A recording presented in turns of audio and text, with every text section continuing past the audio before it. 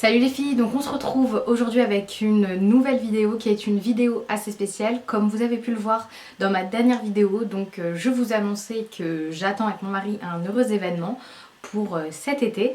Donc voilà, je vous annonce officiellement ma grossesse. Donc c'est un choix personnel d'attendre beaucoup, on va dire, avant de l'annoncer.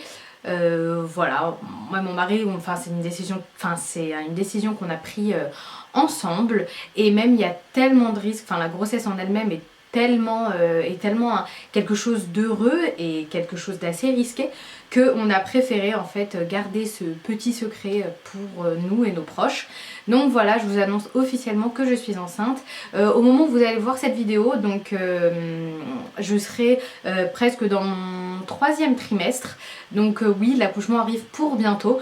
Donc voilà, c'est peut-être un peu pour ça que vous m'avez un peu moins vu sur les réseaux sociaux du style Instagram, etc. Mais je suis restée quand même consistante sur ma chaîne YouTube. Donc voilà, donc on va tout de suite, je vais quand même vous faire, j'ai quand même décidé de vous filmer les vidéos premier et deuxième trimestre, ainsi que des vidéos conseils, etc. J'espère que celle-ci vous plaira. Si c'est pas un style de vidéo qui vous plaît, dites-le moi en commentaire, mais j'ai à peu près vu la moyenne d'âge qu'il y a sur ma chaîne, et logiquement, on est à peu près toutes dans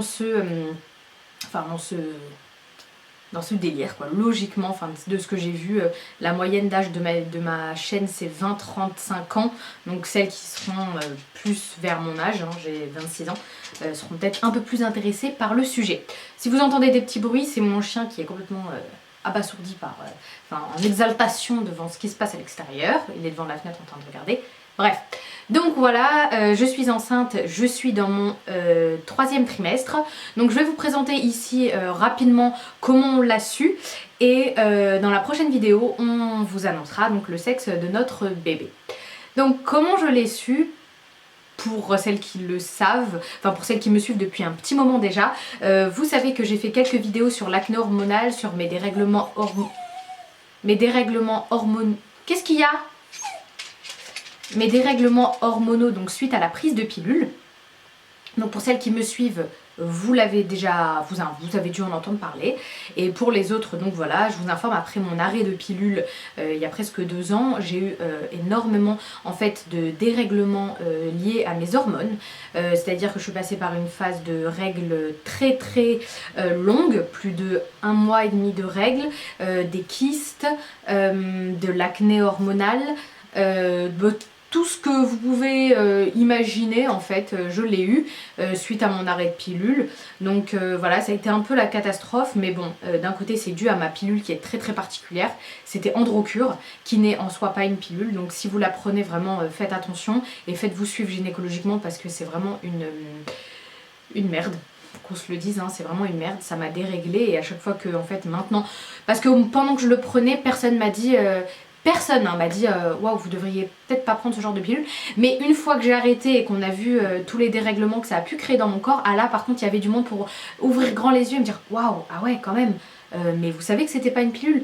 Bah non, je le savais pas, ma gynéco me l'a prescrit et personne me l'a dit, ni les pharmaciens ni les médecins traitants, parce que souvent ils vous disent quel traitement vous avez, quelle pilule vous avez, etc. Et on m'a jamais dit que cette pilule était dangereuse pour moi, etc.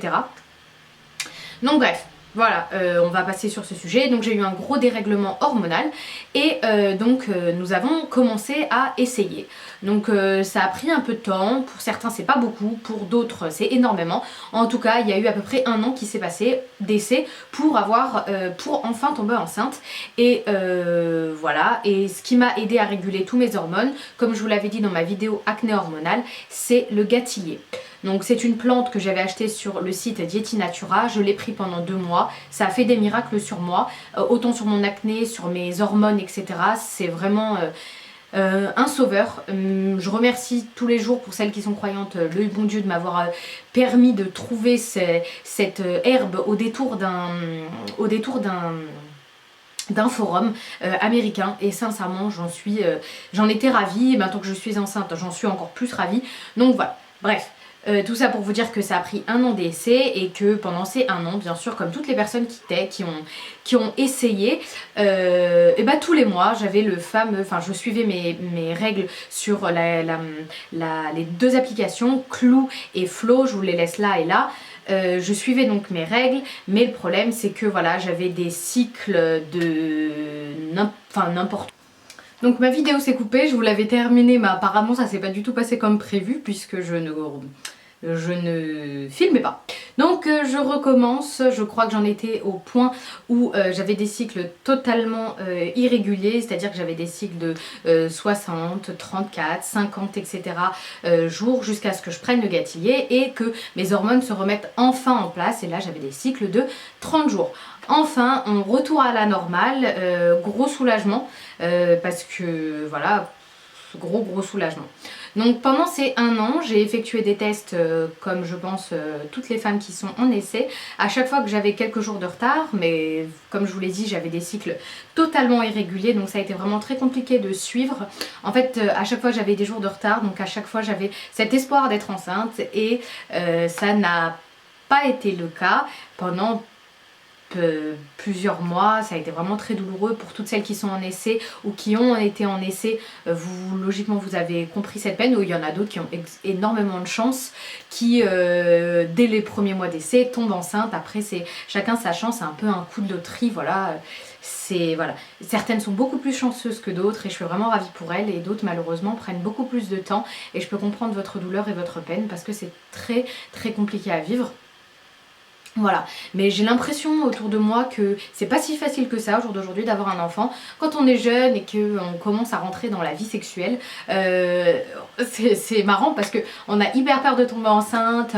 Imagine, je suis enceinte, je faisais des tests, je me rappelle quand j'étais jeune, hyper régulièrement et tout, parce que j'avais peur de tomber enceinte. Et en fin de compte, au moment où je veux que ce test de grossesse soit positif, et bah il ne l'est pas. Et ça a été très compliqué parce qu'il y a des jeunes filles malheureusement qui ne souhaitent pas tomber enceinte à l'âge de 16 ans et qui, pour des raisons d'hyperfertilité ou pour des raisons de non-protection, tombent enceintes, et d'autres personnes qui au contraire, un peu plus tard dans leur vie, qui veulent désespérément un enfant qui ne tombe pas enceinte. Donc bref, revenons à nos moutons. Donc pendant plusieurs mois j'ai fait des tests de grossesse à chaque fois, avec des cycles irréguliers, donc vous pouvez comprendre qu'à chaque fois il y avait un petit espoir, et à chaque fois que cet espoir était complètement scratché quand le test était négatif. Même quand un test est négatif et que vous n'avez toujours pas vos règles, vous avez quand même l'espoir que peut-être que le test est négatif, mais que d'ici quelques jours il sera positif. Ça n'a jamais été le cas pour moi, hein. Donc voilà. Et donc il y a eu une longue période d'essai, une longue période d'attente. Pour certaines c'est pas énormément, pour d'autres ça sera beaucoup. Donc il y a eu une grosse période d'attente. Une fois que j'ai pris le Gatillier, donc j'ai pu enfin avoir des cycles réguliers de 30 jours. Donc je savais approximativement quand est-ce que je pourrais faire mon test. Donc le premier mois test négatif, le deuxième mois test positif. Ça faisait tellement longtemps, enfin j'exagère, ça faisait longtemps que nous attendions. Donc j'ai vu le test était un tout petit peu positif, c'est-à-dire que sur un test de grossesse vous avez 2 lignes. La première ligne était la ligne de test est normale, et la ligne de réponse était un tout petit peu pâle. Donc quand la ligne était pâle, je me suis dit bon bah c'est pas positif, donc voilà. J'ai fait un peu comme pas une désillusion, mais voilà, je voulais pas y croire, donc j'ai mis ok, bon bah on laisse tomber, c'est pas positif, même s'il y a une petite ligne. Au fond de moi j'y croyais, et en fait j'avais 2 sentiments. D'un côté j'étais pas enceinte, la peur d'être déçue, d'un autre côté j'étais enceinte et il fallait préparer l'annonce au papa.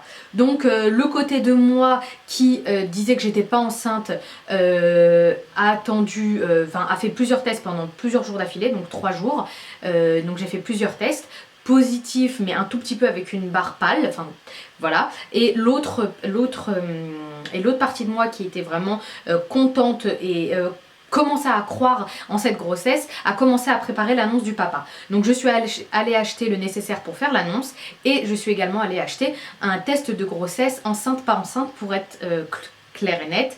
Donc le surlendemain, 3 jours après, donc 3 jours de retard, j'ai fait un test qui s'est avéré donc positif, puisqu'il y a marqué en gros et en gras enceinte 1 à 2 semaines, et j'ai en même temps préparé l'annonce et j'ai fait l'annonce au papa. Donc le premier trimestre est passé, on était fou de joie d'avoir un bébé, sincèrement, après autant d'attentes, entre guillemets, sincèrement je me mets à la place de celles qui ont attendu beaucoup plus et qui regardent comme ça derrière leur vidéo, ça va, un an c'est pas non plus la mort, et pour d'autres qui ont surtout enceinte en un mois, qui doivent se dire ouais, ok d'accord. Donc vraiment, concernant le désir de bébé et le fait de tomber enceinte, c'est nous et notre chance, hein, voilà, certaines personnes vont arriver à tomber enceinte très rapidement, d'autres vont devoir suivre des PMA, etc. Donc voilà, on est hyper content, on rentre donc dans le premier trimestre. Ce premier trimestre, question, je vous dis brièvement, hein, parce que là je vais vous faire une vidéo je pense un peu plus globale sur tout le premier trimestre. Mais là donc le premier trimestre, ça a été pas forcément que de la joie, dans le sens où il y a énormément de stress, le stress de perdre son bébé, le stress d'avoir un œuf clair, le fait que le cœur du bébé s'arrête, voilà, c'est des risques qui peuvent arriver pendant toute la grossesse, mais c'est vraiment quelque chose qui me stressait, j'avais peur de me réjouir pour rien, qu'on m'enlève ce bonheur, parce que j'ai vu, j'ose même pas imaginer la douleur que ça peut être de perdre un bébé, même si c'est aussi précoce dans la grossesse, sincèrement. C'est voilà, donc j'avais tellement peur de me projeter, tellement peur d'avoir mal, que jusqu'à l'échographie de la 12e semaine, où on nous dit clairement que les risques sont réduits, bah jusque là j'ai pas soufflé en fait, j'y croyais pas, voilà, j'avais les symptômes etc, mais je voulais pas me réjouir.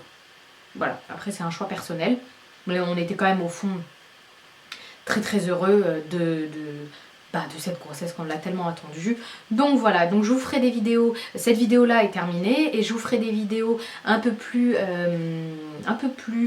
précises sur le premier, le deuxième et le troisième trimestre, ainsi que sur mes conseils et mes petites astuces pour faciliter le premier et le deuxième trimestre, ainsi que mes routines soins pour ce qui est des vergetures, etc. Et si vous voulez des suivis de poids, etc. Vous me dites ce qui vous intéresse. Si ça vous intéresse pas, vous me le dites également. Je vous fais d'énormes bisous. On se retrouve dans une prochaine vidéo. Bye.